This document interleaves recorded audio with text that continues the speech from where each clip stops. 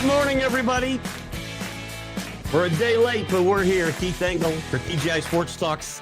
Jack and Keith's Weekend Playbook. I welcome in my co-host, Boxing Hall of Fame writer and Michael Spink's biographer, Jack Hirsch. Good morning, Jack. Yeah, now you might have to give me an intro in the future of longtime New York Jets fan. You know, if they start winning, imagine the Jets win the Super Bowl. I'd want that added in. Well, the long suffering we can use now. Long-suffering Jets fan. You can use that now. I think that will work. Listen, Jack, most of the show today, I mean, we could get into some other things, I suppose, but we're talking Major League Baseball because this trade deadline was it was a slow buildup. We had a couple trickles, but Saturday night, Sunday, yesterday, everything exploded. And I mean, the top story, we can't start anywhere else but Tariq Skubal going to the Dodgers, and the furor that this has brought up is amazing. Listen, Tariq Skubal's not getting paid a lot of money right now. A lot of teams could have traded for him. This is a great trade for the Dodgers, but is it good for baseball? It was a big question everybody's asking right now. No, Keith, this is the most active trade deadline that I can recall. I mean, maybe in Major League history when you think of it. All the activity that's going on, maybe there have been a couple of bigger moves in the past, but there was so much activity. I don't understand it, Keith. If a team doesn't have a chance to get to the World Series, hypothetically, there's always next year. And if they have a player under team control, just run it back next year. Don't make a move just for the sake of making it because you're out of contention, or withhold making a move because you still think you're in contention. These teams don't think of the big picture. But getting back to Skubal, what you mentioned, I have no problem at all with what the Dodgers did. Thank you. Because it's nothing different from what the Yankees used to do. And I'm not a big believer in this parody nonsense. Not at all. You mean to tell me they have as many fans in Kansas City as they do in Los Angeles? You mean to tell me they have as many Royal fans as they do Dodger fans? They have as many Rocky fans as Dodger fans. The Dodgers have more fans. So if they could get a competitive edge, let them get it. And I'm going to tell you the Skubal thing. Any team had a chance to go after Skubal. They all did. They all could have outbid the Dodgers. The Tigers didn't send Skubal to the Dodgers because of charity. They didn't buy Skubal. They traded for him. Skubal was not a free agent. They did not throw money at Skubal. Skubal had no say in the matter. Correct. He didn't pick the Dodgers because he thought they could win. He would have won anywhere. But the Dodgers built a great farm system, Keith, so they had chips to give away. The other teams, either rightly or wrongly, didn't want to give their prime chips away to the Tigers to get Skubal. And only time will tell whether it's a good move. If Skubal is a non-factor for the Dodgers the rest of the way, meaning he's not a difference maker whether they win the World Series or not, he becomes a free agent at the end of the year. He would have been a free agent anyway if he stayed with the Tigers. Dodgers could bid on him, re-sign him, but the other teams could re-sign him at the end, could sign him at the end of the year as well. But if you trade your prime prospects, Keith, and it could come back to really bite you later. You know, I'm so glad to hear you say that. Everything you said, I agree with 100%. Parity sucks. I don't care about super teams. You stop super teams by making your team better. I had to spend 2 hours Sunday, Jack, defending, and I don't want to defend the Dodgers. I was called a Dodger fan. When's your Dodger jersey coming? I don't want the Dodgers to win. I'm going to root against the Dodgers as hard as ever. But this trade, all they're doing is playing within the parameters that Major League Baseball has set up. If you want to be mad at somebody, right, be mad at the system. I got going into and by the way, you're right. They haven't signed him. Yes, they got a good chance of re-signing him, probably as good as anybody. But they've run their organization so that they have a bunch of money. They have a great farm system. So you've put yourself in a position to be able to do this. Other teams, as you said, have been are in the same position. And the guys, there were so many guys, Jack, that were Yankee fans that were telling me the Dodgers are ruining baseball. And I said, you guys have spent 40 years like I have listening to the Yankees are ruining baseball. How can you have that same argument? Crazy. And I don't go for this cat for parody nonsense.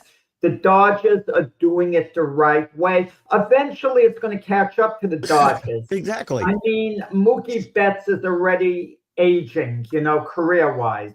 Freddie Freeman is still Freddie Freeman. He's great. He's hitting what, 309 now? Yeah, something like that. Eventually, Ohtani is going to wear down a little. It happens. Let the Dodgers go on this run. And you want to know something? If the Dodgers can keep it going year after year, it's because they would have had a great farm system. And the farm system would either allow them to trade for established players, trade prime prospects, or develop their own players. And what happens if last year, Keith, the Toronto Blue Jays came 2 outs away, 4 strikes away 100%. from winning the World Series? Imagine the Blue Jays had won the World Series last year, which they easily could have done. Easily. They were so desperately close to winning it, and then to play at home plate, yeah, that was decided by an inch or two. The Blue Jays would be the defending champions now. And guess what? No one would be complaining about the Dodgers getting Scooble. They would be thinking of, what they'd be thinking of? Even though the Dodgers won a World Series the year before, they're maybe underachieving. They're trying to regain the championship. No one would be complaining, but because they've won 2 in a row, even against the Yankees, 2 of those games, the Yankees easily could have won. Easily. The Yankees could have been going back to LA up 3-2 in that World Series. Yeah, they were down 2-1 to the Padres that year in that series, so they could have lost. It's not like they're winning these games 20-1. Scooble's going to be a free agent at the end of the year. Do I think he's going to sign with the Dodgers? Yeah, I think the Dodgers will offer him the most money, but maybe one of these other teams is going to shock us, Keith, and step up, and maybe they'll outbid the Dodgers. But I got to believe Scooble going to the Dodgers is going to be a great experience for him because he's going to be around great players, and all factors equal, he'll be back in LA. But what a rotation they have, Keith. Scooble, Yomamata, Ohtani, Glasnow, Snell. Glasnow and Snell could come back healthy, yes. That would be amazing in the postseason. The only rotation that could, I guess, compete with that would be the Yankee one. But even then, the Dodgers have a better fifth starter than anyone the Yankees are going to, throw out there. Better than a Clark Schmidt or Will Warren. Well, I'm surprised that we agreed on so many of those points, by the way. Unless I'm a free market guy. The Dodgers. If I'm Milwaukee, go out and beat the Dodgers. Yeah. Just go out and beat them. You have a better record than them right now, I think. Go out and beat them head to head. They do. And they'll have to do that to win a World Series. And by the way, the Brewers have been in this position several times in the last few years, and they haven't been able to get it done in October.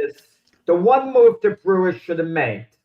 The one move they should have made, and they should have re-signed him to an extension, found a way to do it, unless his agent, Scott Boras, I don't know if that's the case. I wouldn't want to deal with Scott Boras ever, is Clay Holmes. Clay Holmes the Mets wound up trading Clay Holmes to the Chicago Cubs. Had the Brewers counted and gotten Clay Holmes, the way Clay Holmes has pitched this year before getting hurt, he can match Scooble in a short series. You put him up against Scooble head to head, it's anyone's game, basically. Is he and he's got an expiring contract, correct? Yeah, well, that's the problem. But Scooble has an expiring contract too. But the point is, that's the one move. Listen, other teams make gentle moves. They hope to catch lightning in the bottle. Look at the Tampa Bay Rays. They get Freddie Peralta. Peralta's been awful this year. Awful. Okay? Change of scenery can do wonders. He's been a really good, solid pitcher before this year. if Peralta gets back to what he was, wow, that's an impact move by the Rays. But if he's the Peralta he's been this year, it's a wash. It's a nothing. I think Peralta will probably pitch much better. I don't know how well he'll pitch. He'll pitch much better the rest of the season in Tampa Bay than he did in New York. A change of scenery could work wonders for guys. Yeah, and for certain teams, Keith, that in contention, if they have players that are out, you wait for them to come back. I mean, because that's the same as trading. They're coming back. And there's certain other players, Keith, you hope they come around. In most cases, it's just a question of the guys having to perform who on your roster. You could talk about all the moves you want, but players have to perform. You got them on your team and you gave them a position. You paid them X amount for a reason. They've got to perform. But it's also the circumstances. Like you look at Juan Soto coming to the Mets. It's been a miserable 2 years, not for Soto, the individual. He's performed fine these 2 years. He's been the same Juan Soto, but it's been a depressing situation being with the Mets, blowing the chance of getting the playoffs last year. This year's been an absolute nightmare, and then he gets hurt. But he's performed. So sometimes it's, a player can do what's asked, but the circumstances, are different. What deal intrigued you the most? Adley Rutschman going to the Red Sox. Same here. Quite frankly, yeah. I mean, they gave up a lot for him, but great move. Smart. I mean, that both the Rays and the Red Sox did a better job at the trade deadline than the Yankees. I like Garcia coming in here, but he kind of changes the lineup dynamic. But they didn't improve catcher at all. They didn't help their bullpen at all. And the Red Sox and Rays, I think, because the Rays got a catcher too, and Liam Hicks, who's had a pretty good season so far. He's got some pop. He plays first base as well as catcher. I like what the Rays did as well, because I think Peralta will be a difference maker in this. Well, maybe the change of scenery, we'll see the Mets and the Rays. But the move the Red Sox and the Orioles made, it is so intriguing. I think it's a win for Baltimore. Whether it's a win for Boston or remains to be seen, because the Red Sox gave up 4 of their top prospects in their system. 4. That means, if just one of the 4 is a very good everyday player, you haven't lost if you're the Orioles in the deal. I mean, maybe they won't be as valuable as Rutschman, but you close enough. It's we just one of them, and you have them under team control for years to come, these 4 guys, and maybe two or three of them are going to be starters going forward, perennial starters. Or none, we don't know. For the Red Sox, Rutschman has 1 more year after this year left. Yep. Okay? They have to obviously re-sign him beyond that at some point, because you don't want to get a player for a year and a half. Otherwise, it's not a good deal unless you at least go to the World Series one of the years. I would think they'll be looking to extend him in this offseason. Oh, yeah, absolutely. And the thing is, but in Rutschman, you're going to have one of the better catchers in baseball for the next few years. So for the Red Sox, I mean, that's a high-impact move.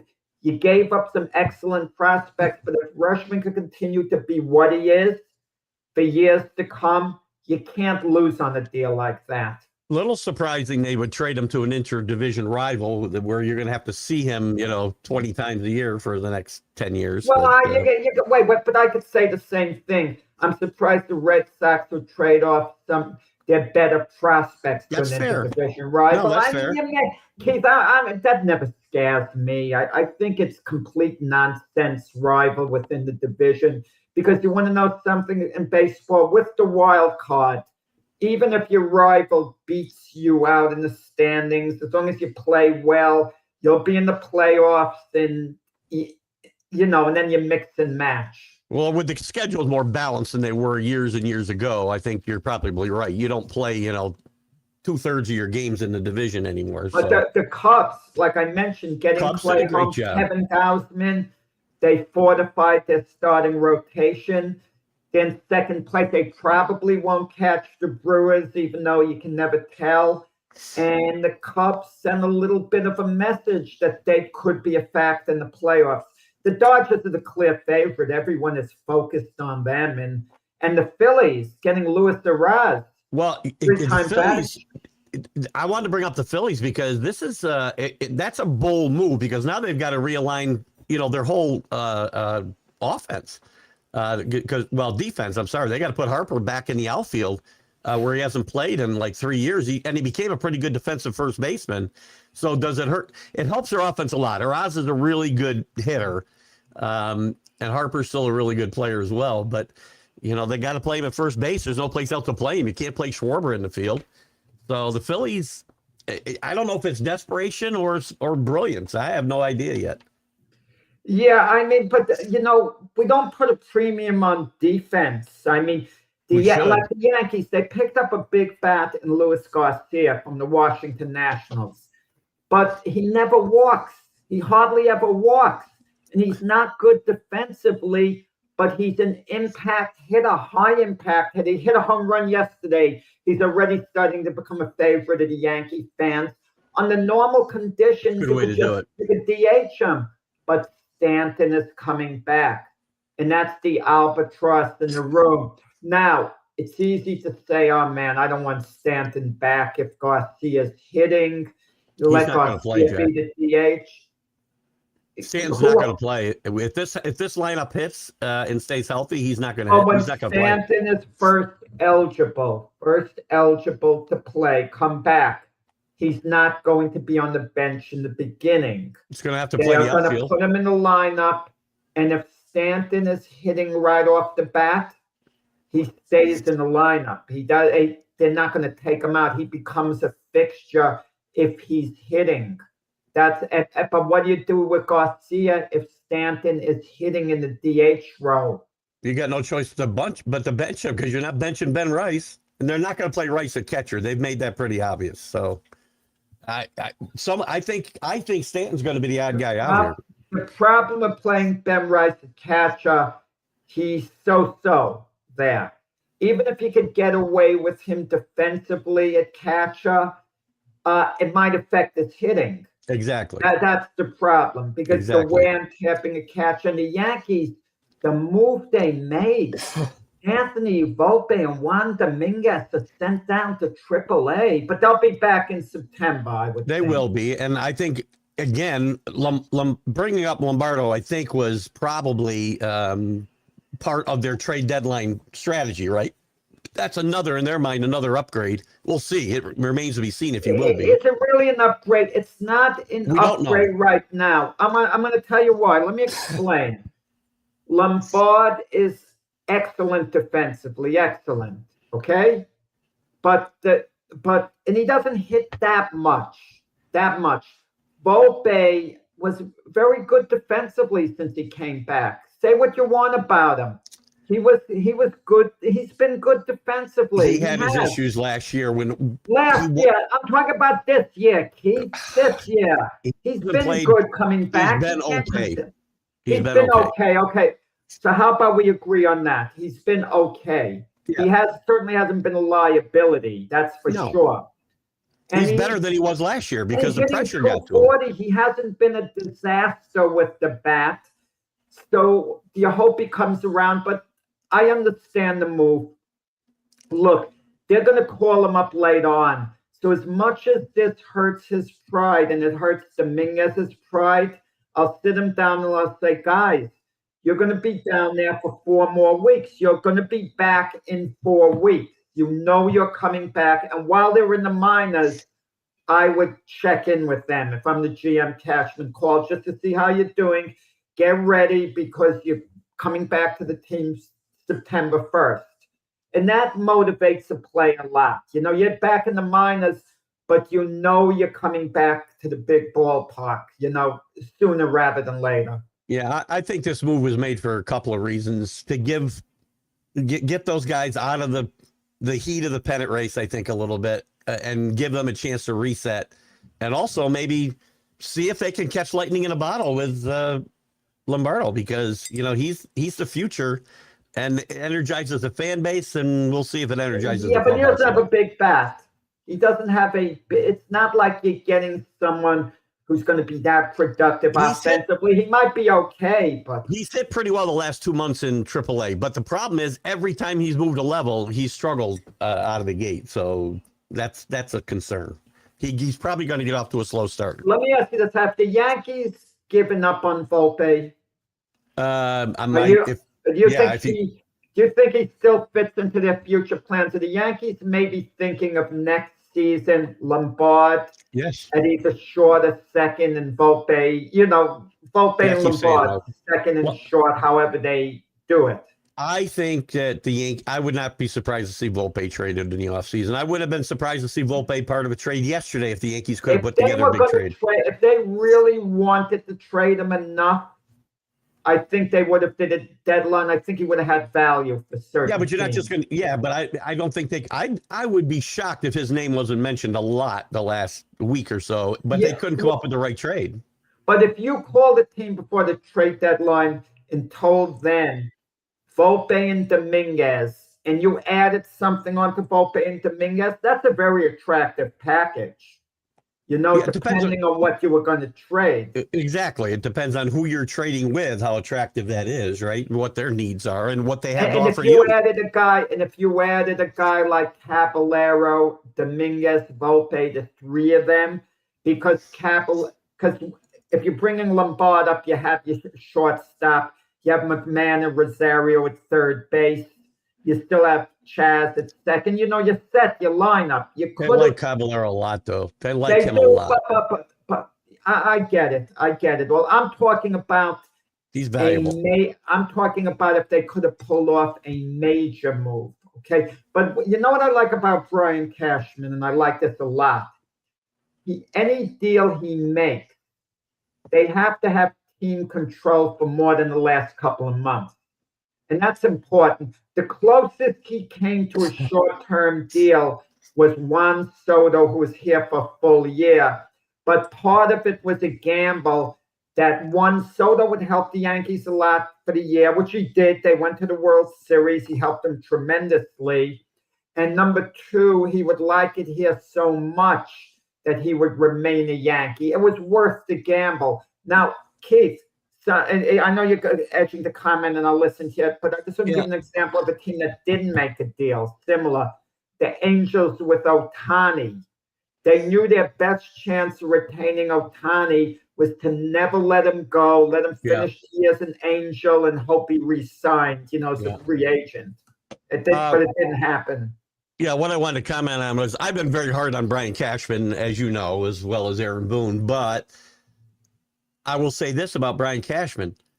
Cashman doesn't trade prospects that are ever going to be any good. He's only traded one guy who became any semblance of a quality major leaguer. That was Mark Melancon like 20 years ago, and he was only a decent reliever for a handful of years. He doesn't give up guys that he thinks are going to contribute down the line. He's very good there. He may not bring great guys back because he hasn't brought a lot of great guys back, but he doesn't give up a lot of prospects. And I'll tell you, I still laugh over the conversation I had. It was in the boxing press room. When Gary Sanchez came up to the Yankees, he was sensational. It looked like he was going to be a future Hall of Fame, and that's how good he looked. He was unbelievable. And I remember talking to the guys there who are baseball fans saying, now's the time to trade him to the White Sox, who are looking to move Chris Sale. That would be great for the Yankees. Sanchez's value is so high now. They go, oh, no, you can't do that, Jack. You can never trade a catcher, like Sanchez, not for any pitcher. You just can't. Imagine had the Yankees pulled the trigger on that deal. Fans would have been a bit upset, but you would have been getting Chris Sale, and he would have handled New York if you signed him and just kept them all along. Well, remember, Chris Sale had 4 years where he did basically nothing right after that, though. He was basically a horrible. He didn't pitch, or he pitched horribly for 4 years until he went to Boston. Well, but that goes. But I thought you were going to mention handling New York. Max Fried's done a pretty good job handling New York. Again, that's not a universal thing, right? I said that's something you have to consider when you make these trades. Is the guy's makeup. That's all I've ever said. Yeah, Some no, guys can't listen. handle Once in a while, it does have an effect. Once in a while, okay. JB's a big. He's a big Baltimore fan. He likes the Adley trade. Right. Listen, another thing. You got a lot of good prospects, JB. Yeah, the Orioles are still in the wild card hunt, but what are they? 3 games under 500, 4 games under 500. The Orioles have been a disappointing franchise because we thought a few years back with their farm system, they were going to be extremely relevant going forward. We thought they're going to be World Series contenders each year. And, I saw someone write something today and I didn't like it. They wrote as far as the Orioles not wanting to go all in. Normally, that's how they should have gone in all in. Pete Alonso. Yeah. They did go all in. Before the season. No. But the point is this. When you make the splash the Orioles did, signing Pete Alonso, a 5-year deal, $155 million, you're trying to win. You're really trying to win. The problem is some of the young players just haven't quite panned out. They haven't been quite as good as we thought they'd be. But now getting these prospects from the Red Sox, and they got their catcher back, Carlos Navarro as well. Yeah. Who's a nice plug-in.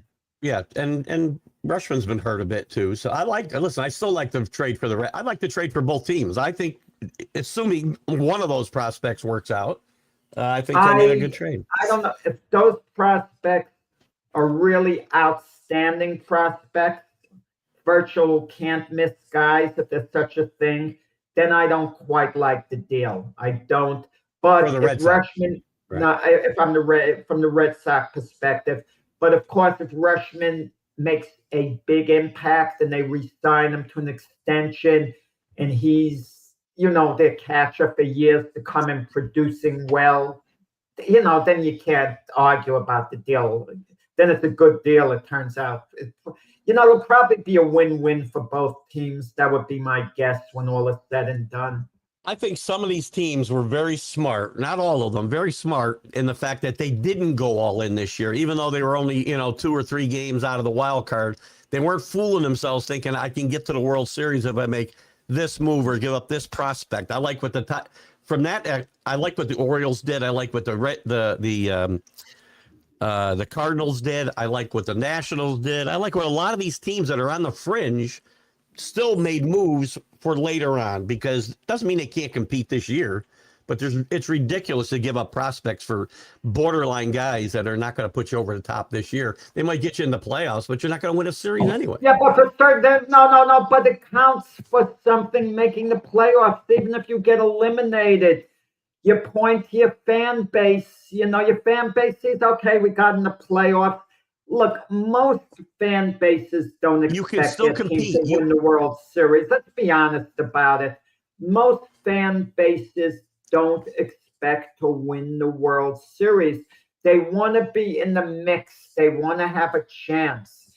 And if you're a team like the Twins, getting to the playoffs in itself is an accomplishment. Well, it better be, because you're not going to win a series. So, yes, you never know. You never know. You can teams sometimes upset the odds. A few years ago, Arizona goes to the World Series. That wasn't expected during the season as it was going on at this point.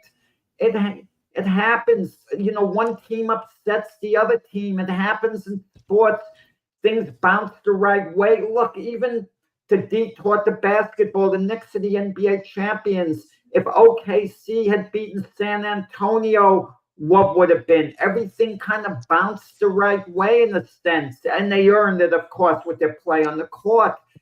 But the Dodgers, maybe someone eliminates the Dodgers in the playoffs, and that means anyone else could cash in after that. Well, what's interesting, you talk about the Dodgers, and they went all in. The Padres, who are one of those middling teams, and they're chasing good teams. They're chasing the Dodgers and the Brewers and the Braves. They're not chasing the Yankees and the Rays or flawed teams. They still go all in. They brought in 2 pitchers with expiring contracts, and Robbie Ray and Casey Mize. Still trying to win this year. Again, that team's got some talent, though, and if they ever put it together, they could get hot in September. Well, look at Pittsburgh, the Pirates. Pirates got Luke Weaver, Camilo Doval. They fortified their bullpen. Luke Weaver's been outstanding this year. Doval struggled with the Yankees, even though he pitched an inning yesterday, a scoreless ball for Pittsburgh in his debut. But the point is, Pittsburgh is making moves. So you mean to tell me if the Pirates get in as a wild card and they get swept in the first round, it hasn't been a successful year? You're telling me, well, they have no chance of winning the World Series, so why even bother to make these moves? For the Pirates, that's your attitude on it. And I think for the Pirates, for the Twins, that's a successful season. I happen to root for teams that aim higher, and the playoffs are not just enough. Yeah, we've had this argument before. So, well, ultimately, you do want to win the whole thing. Obviously, once you've been to the playoffs 2-3 years in a row and you lose in the first round, it's no longer acceptable to get there and lose in the first round. You've got to take the next steps. I get all that, but a lot of these franchises have been floundering. And a good season would be maybe just having a winning record for some of them. Look at the White Sox. They're all in. The White Sox get in the playoffs. They're playing with house money. It doesn't matter if they get swept. They've had a great year. I'm okay with what the White Sox did, actually, but because they can win their division, and I'm okay with that. Well, even the Houston Astros. What are you going to tell me? Well, the Astros, they have no chance of winning the World Series. What's the big deal? They've been in the playoffs enough times year after year. I think it's a big deal that the Astros in first place now. They've won a couple championships. They were written off early in the year, that they were done. They were finished. The Astro mini dynasty of being in the postseason was done. It's finished.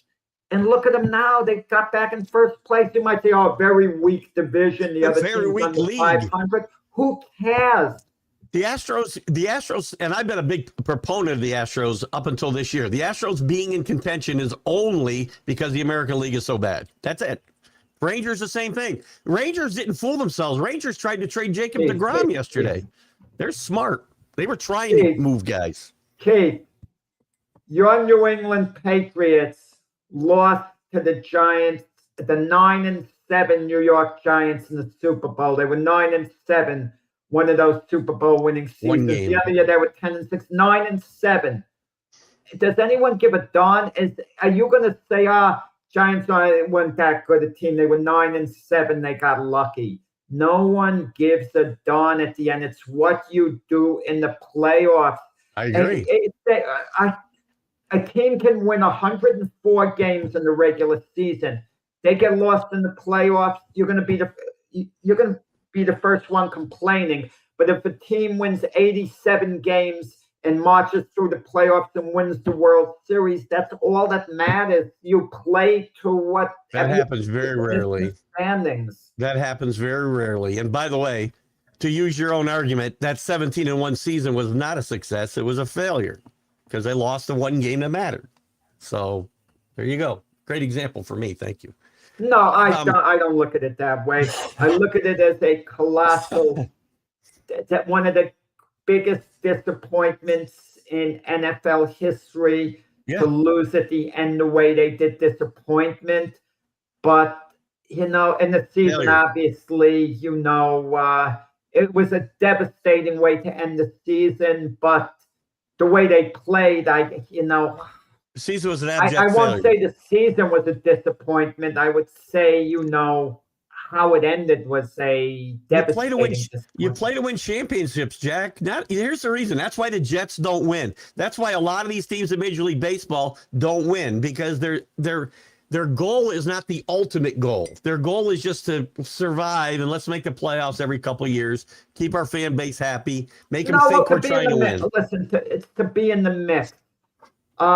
Certain teams have got to eventually get over the top. I mean, like we talk about the great quarterbacks in the NFL. We talk about Josh Allen, Lamar Jackson, Joe Burrow. They haven't won a Super Bowl between them. At some point, you'd think one of them is going to break through and win a Super Bowl. But, you never, Drake May hasn't won one yet. You have all these talented quarterbacks who haven't won a Super Bowl yet. At some point, of course, they have to do it. But you got to consider in any sport, there's competitive balance. There's, Major League Baseball, there's 32 teams all trying to win a championship. Yeah, 12 of them are all in. It doesn't work like you would. On average, you're supposed to win it once every 32 years on average. Of course, it doesn't work math that way. Doesn't work. No. It's never going to work that way. If it did, that'd be the ultimate parody. Who wants that? I like super teams, Yeah, Again, same here. To go back to the Dodgers, right, a little bit in this context, if you're a Dodger fan or you're a Yankee fan or you're a Philly fan or even if you're a Red Sox fan, your teams are trying to win the ultimate game, the World Series. They want to win the ultimate championship. They aren't just trying to get to the postseason. Oh, it depends on the team, Kate. You mentioned the Phillies before. For the Phillies, it's about winning the World Series. It is. Getting to the playoffs, losing is not a successful season, okay? But I wouldn't call it a failure if you lose in the playoffs. I wouldn't say, we had a bad season. I just say, it was disappointing. We can't take it any further. We've had a degree of success, but that's not quite the amount of success that we're looking for. We're looking to be much better, and it's not acceptable. I get that. But that should be everybody's mindset. Yeah, but logic. I mean, same thing with the Atlanta Braves. Braves obviously want to win the championship. If they lose again in the playoffs, they're not going to say the year was a failure, but they'll say, look, we're disappointed. We have to take it the next step. We have to get to the next level. It's disappointing. Look, the ultimate team in that regard are the Milwaukee Brewers. How they do it, they overachieve year after year in the regular season, and then they fall flat in the playoffs. And I'm going to tell you, let's say the Brewers have the best record in baseball this year when all is said and done, and that might be the case. It's going to be nip and tuck probably with the Dodgers. And if the Brewers get eliminated in the playoffs, they don't make it to the World Series, I would say the year was disappointing because they have to get over the top. Losing to the Dodgers isn't acceptable if I'm Milwaukee. I'm tired of losing to those guys. I'm sick of it, okay? Yep. We got to beat them. I don't care whether they got Scooble, who they have on team. Screw Ohtani. That would be my attitude. But if Milwaukee has the best record during the regular season, they lose to the Dodgers, I'm not going to say, the season was a waste, it was a failure. No, I'd say, look, we had a successful season, but a tremendously disappointing season in the sense that, we have to get over the top. Let me rephrase. I wouldn't call it a successful season if they can't make it to the World Series. I'd say I'm tired of all this and so on because a pattern developed. If it was another team, let's say the Washington Nationals all of a sudden emerged and had the best regular season record and then lost in the first round of the playoffs, I'd say their season would be a success. I can't quite say to Milwaukee now because when you've been knocking on the door a number of times, enough's enough. Even football, the Buffalo Bills, enough is enough. They got to, at the very least, get to the Super Bowl. That's got to be their minimum thing. Super Bowl or the year can't be considered successful. I don't disagree with your overall premise. I mean, there are teams that maybe one year they rise up. We'll use the White Sox for an example. If they win 95 games, which maybe they won't. But their fans they go out in the first round. Their fans will still be disappointed in this season. Let me give you a scenario as a big New England Patriots will fall back to the pack. Keith, let me give you the New England Patriots went to the Super Bowl last year. Let's say hypothetically they're 14-3 this year, and they lose in the AFC Championship game after going 14-3. Would you say the season was a failure? Would you say, how could you call it a failure then? Am I going to point out and say, well, we didn't make the Super Bowl this year, so the year was a failure as far as I'm concerned? You wouldn't say that. I hope not. I probably would, quite frankly. Again, partly because I'm spoiled. I get it. I root for teams that win, and I'm spoiled. They have a history of winning. And when they don't win, I don't like it. I don't like it. I want to be at the top of the heap, not in the middle of the heap. Listen, I'll give you an example. So before the Patriots were any good, Bill Parcells was here. The second year they won 10 games, made the playoffs, lost in the first round of playoffs to the old Cleveland Browns and Bill Belichick, ironically. And you thought, oh, that's okay. I thought that. I had that mindset. That's great. Still a great season. We made great strides. Bledsoe became better. We won 10 games. We're going to be here for years. They won 4 games the next year. That's why I'm disappointed when my team gets to the playoffs and they don't advance and win, because next year's not guaranteed for anybody.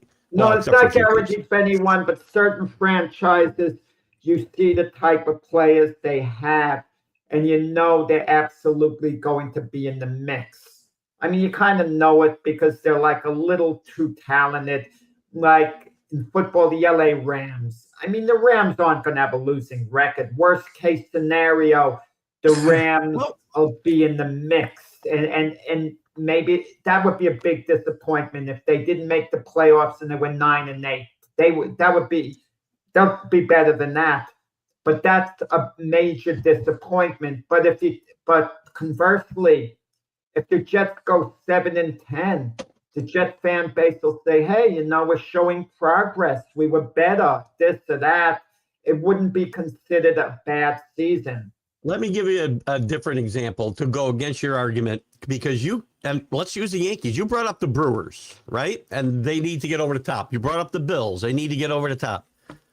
Well, the Yankees haven't won a World Series in 17 years.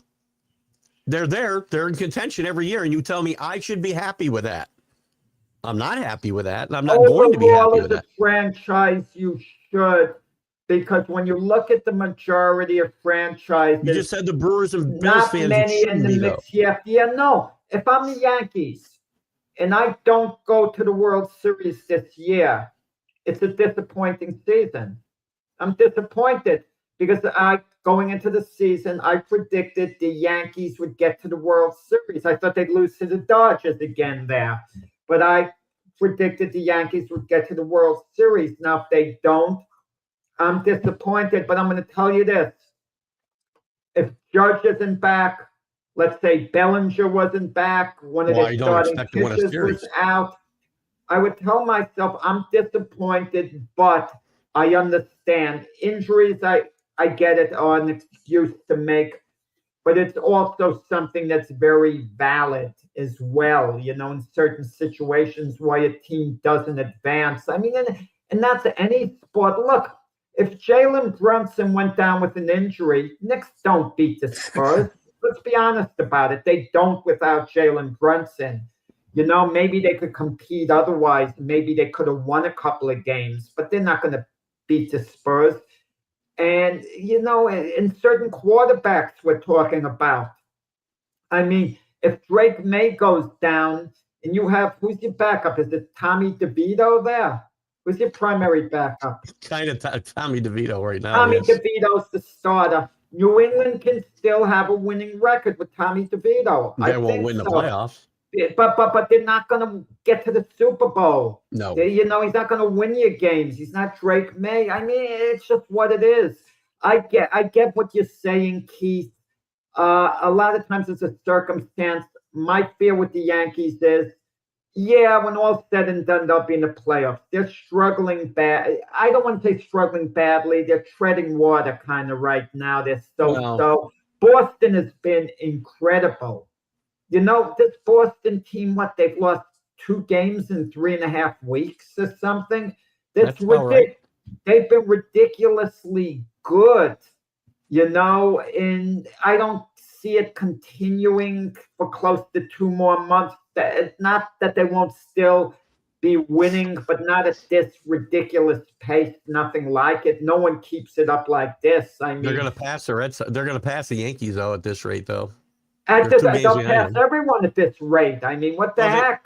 They just swept the Dodgers. If the Red Sox could keep playing like this, they'll be World Series champions. No one's going to beat them, but it's not going to continue logically. They're on just a great run. I don't mean they're going to fall off the cliff, nothing like that. I think they're going to be in the playoffs and be dangerous, once they're there. But, it goes in ebbs and flows with certain of these teams. But the sentimental favorite in Major League Baseball is maybe the Milwaukee Brewers, because if the Brewers can beat the Dodgers, anyone beats the Dodgers, it changes the perception. No one can argue anymore. Well, you can't buy this guy, you can't buy that guy. But listen, who did the Dodgers really buy? Freddie Freeman was a free agent. He wanted to go back to Atlanta. Yeah. If Atlanta didn't botch it up, or Atlanta should have come to an agreement with Freeman. He should have never left the Braves. Ohtani wanted to stay in LA. And you want to know something, Keith? Had the Angels if they haven't been so pathetic years after year, had they had a winning culture, Ohtani would not have left the Angels. He was tired of losing. So he goes across town to the Dodgers. I mean, Mookie Betts would have stayed with the Red Sox. They just couldn't get it together finally to sign or whatever. He winds up going to the Dodgers. I mean, it's circumstances. Like Kyle Tucker, he hasn't done that much for the Dodgers, has he? For what they're paying? No, he's been a big disappointment. Big disappointment. Yeah, but the Dodgers were creative. They offered him a ridiculous amount of money, $60 million a year, but for only 4 years. And other teams weren't willing to do that, and I don't blame them. It's not always about how much you spend. It's how you spend what you have. And they spend their money very well. I mean, there's something to be said for that. Yankees had the highest payroll in baseball for a lot of years and didn't win. So because they didn't spend the money well. Let me ask you this. Are you worried going forward with Aaron Judge? He's 34 years old. He had this injury diving for a ball, getting injured that way. In a way, I'm a little more relieved when a guy gets injured that way. I'm more concerned with Stanton-type injuries just by running, getting muscle pulls, you're stretching out. But when you hit the turf hard, a run into a fence that the Dodgers had out there that that shouldn't have been as hazardous as it was. Another time, Judge was hit by a pitch, and that put him on the disabled list. I'm a little less concerned, but performance-wise, Judge doesn't have to be Superman, Keith. But if he can be a 40 to 50 homer guy, you're knocking over 100 runs every year, be better than average defensively. I mean, we can't expect more than that going forward, I don't think, or should. Probably shouldn't expect more than that. 130 games a year will be probably a good season for Aaron Judge going forward, right? I do fight against that injury-prone tag that he has because he doesn't get hurt, like you said, running the bases. He gets hurt because of his style of play more than anything else. And that's hard to take away, that aggressiveness from a guy like that, because you kind of neuter him a little bit, and I think it affects his whole game. Keith, you could play Judge if you want. over 150 games a year if you DH him, He'll have to do that more. like 30, 40 games.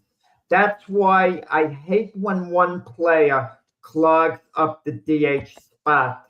I mean, agree. there are only rare exceptions. If you have someone like Big Papi, I can live with that.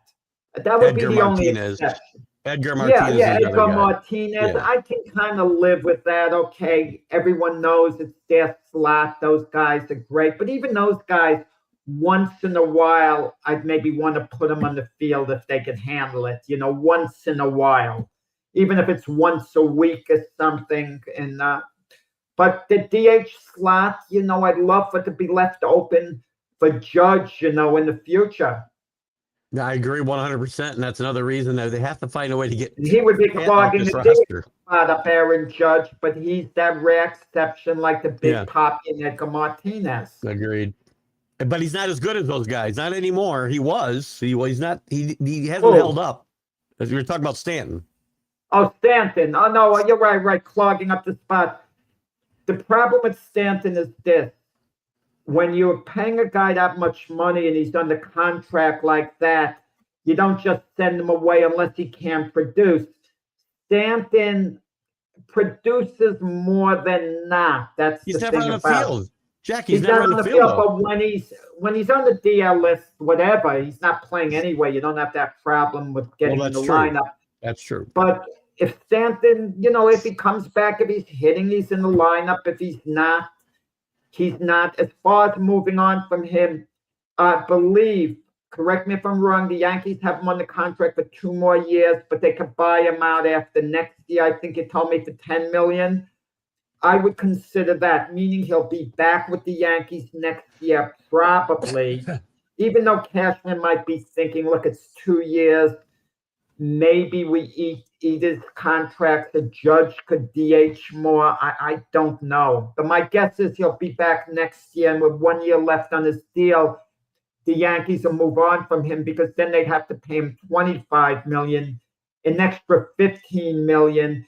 And the only way they do that if Stanton is outstanding next season. If he's really tearing it up, they might feel, okay, 1 more year, we'll pay the extra 15. And show he can stay healthy, right? Well, I can't have him playing 80 games a year. Brian Cashman understands. I get the feeling this is Stanton's last year with the Yankees. I don't know. Chris, I'm not so fun. We'll see. Ramos. They needed a right-handed bat, and he was available, so that's about the reason he's here. Yeah, they gave up one of their good prospects. Number, I think the 11th. Their 11th. Yeah, and the team control for 2-3 more years. Yeah. It's a good move, but I'll tell you, it's a referendum on Juan Dominguez, sending him down to the minors. Dominguez is probably done as like Volpe's done here, I think. I think he's shown he either can't play here or he's a quadruple A player. He's too good for triple A and he's not good enough to play in the majors. That's a problem. Ramos can hit left-handers, and they needed a right-handed bat. But like a lot of guys on his team, he's an adventure in the field, and he's an adventure on the base pass. So I hate that. I hate when a guy is a defensive liability. Yeah. He hurts you. You talk about playing small ball. There's no such thing as small ball if you don't have a good defensive team out there. Or good base runners. Game, because you're going to give that run back at a certain time that you manufactured. Yeah. And but listen, the Yankees held on to Spencer Jones. Obviously, the jury's still out on him. So he wasn't a factor. I think Volpe, he'll be a Yankee next year. How do you like that? I think they send him down because they had to make moves for the 2 players, Ramos and Gonzalez, who they picked up. Yeah. They had to make, space on the roster. And let's be honest, they needed a jolt. They needed to change things around. And, Cashman did it, but they didn't get a reliever. No reliever, no catcher. I could live without the catch. If I have to live with Austin Wells. Not at 160. I know it's terrible, But Austin Wells has been hitting a bit lately. He hit a homer yesterday. I can hope Austin Wells turns it around. I mean, I could live with him. Defensively, he's okay behind the plate, so I'm not going to put him down there. But the relieving core, their middle relievers, Tim Hill has been a bit disappointing this year. He didn't get traded, did he, Tim Hill? No. I must have saw him. They traded Camilo Doval. Yeah, I must have seen him in a potential trade. The other Cruz, not Fernando. Yeah, I saw Hill on a trade, and it must have been a potential trade or something like that. So yeah, something happened to Bednar. If Bednar either got hurt or stopped pitching well, the Yankees in serious trouble. But you want to know something? Credit to Aaron Boone. The Yankee bullpen, all in all, has been effective by committee.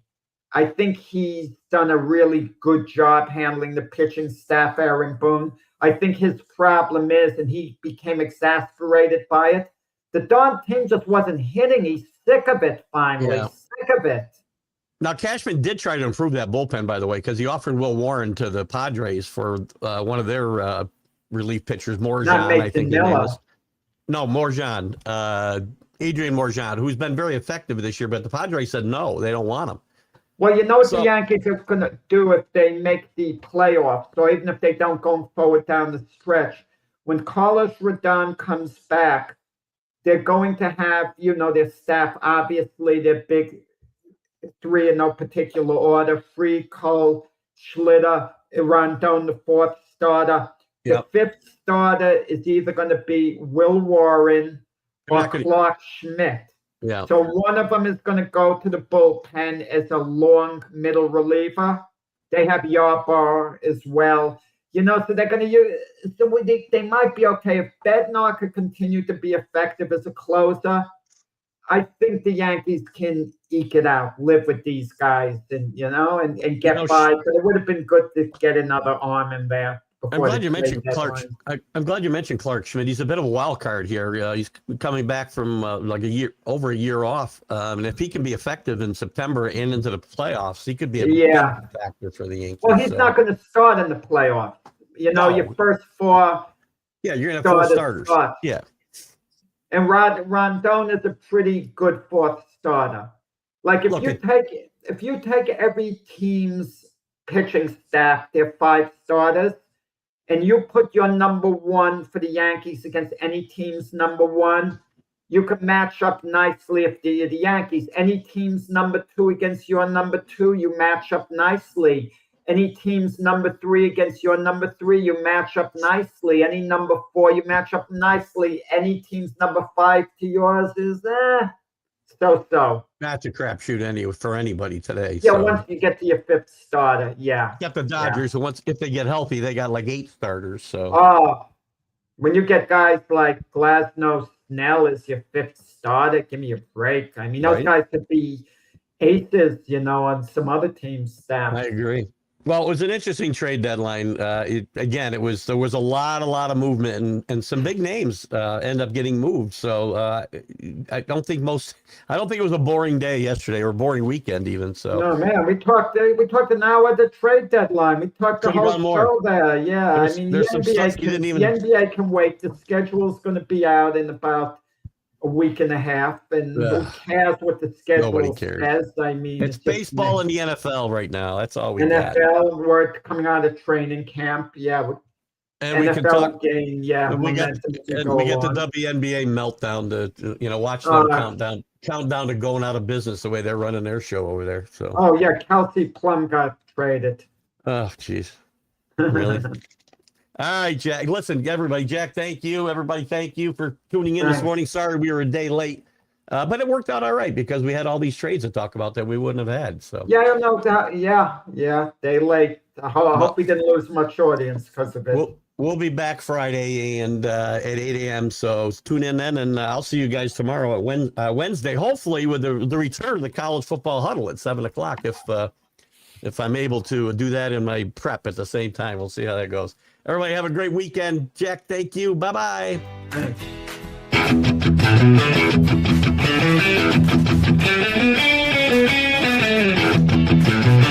Bye.